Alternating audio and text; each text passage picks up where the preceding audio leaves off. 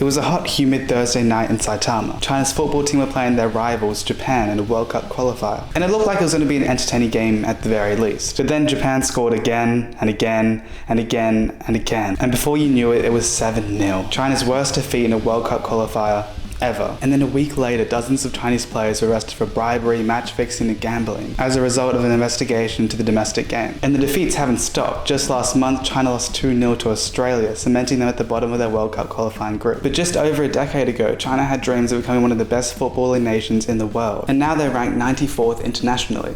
So where did it all go wrong? Well, it all starts with one man, Xi Jinping. Now, when he came into power in 2012, China had never really shown any real interest in football. I mean, that was like a European Western thing for them. Instead, they were much more known for sports like table tennis and badminton. But that all changed under Xi, because, well, he liked football. So in 2011, he cemented his 3 wishes for Chinese football. They were for China to qualify for the World Cup, host it, and ultimately win the entire thing. And the world was definitely interested in China's sudden push for football. I mean, when that country puts their mind to something, they rarely fail. I mean, just look at electric vehicles, look at the Olympics. Honestly, think of any industry and China's probably up there. Now, the problem with Chinese football isn't the athletic ability. Just look at the Paris Olympics last year. China actually equaled USA with 40 gold medals. But the catch is, a lot of the sports they excelled at are individual sports, like gymnastics or table tennis. These sports are built on precision, repetition, and discipline, traits that China's state-run system is good at developing. But football isn't like that. It's unpredictable, it's chaotic. It's about decision-making in real time, it's about improvisation, all the things that can't really be coached in a lab. They have to be learned in the streets or the park in 5v5 games. That's why China has really struggled, because you can't create passion. Football is a culture, not just a sport. But let's take a look at how China began their project for developing world-class footballers. China is of course a one-party state, which essentially means that all decisions are made from the top of the pyramid. And this works well for economic growth and expanding their empire, but it doesn't really work for trying to build a competitive team sport like football. And the reason why is because football needs to be built from the bottom. Just take a look at the English football pyramid. I mean, it contains over 140 leagues and 5,300 clubs. And clearly the Premier League is just the tip of it. I mean, it has 4 tiers of proper professional leagues, like the Championship, League 1 and League 2, all with their own national TV deals and large fan bases. And on top of this, it has its own beautiful yet brutal system of promotion and relegation that allows any club to reach even the highest of leagues. Like Luton Town went from being a non-league team to reaching the Premier League. And it combines all of this in the FA Cup, where it allows the lowest clubs to compete against Premier League teams. You know, it's really an effective system which allowed England's national team to compete at the highest level for decades. In fact, just listen to this. England has 1.3 million footballers. China, they have less than 100,000, which is crazy to think of as China's population is 20 times larger than England's. So when China began their push for football, they neglected the grassroots and instead just created a professional league based on major cities in the country. And also, it's really important to understand that the system in China is so heavily controlled that it doesn't really allow players to get a natural understanding of the game. In fact, there was an anonymous European who played in the Chinese Super League who revealed that the players were technically good, but they lacked that football IQ that Europeans and South Americans have. Essentially, all that creativity and decision making that players learn instinctively as a kid is just missing. Then there's the downfall of the Chinese Super League. Look, any great footballing nation needs a great domestic league to produce their talent. Look at the Premier League, look at La Liga, look at the Bundesliga. And China's Super League was initially successful. I mean, at its peak in the 2010s, it was basically like today's Saudi League. Like, it attracted big players like Oscar and Hulk. But the big names were actually a problem as well. I mean, just think of the Saudi League today. You got Cristiano Ronaldo and some of the biggest players in the entire world. But the Saudi League is actually losing viewership, and the standard isn't just anywhere near European leagues, and they don't really have the domestic fan base to back it up. And the exact same thing happened in China, and is a large reason to why the Chinese Super League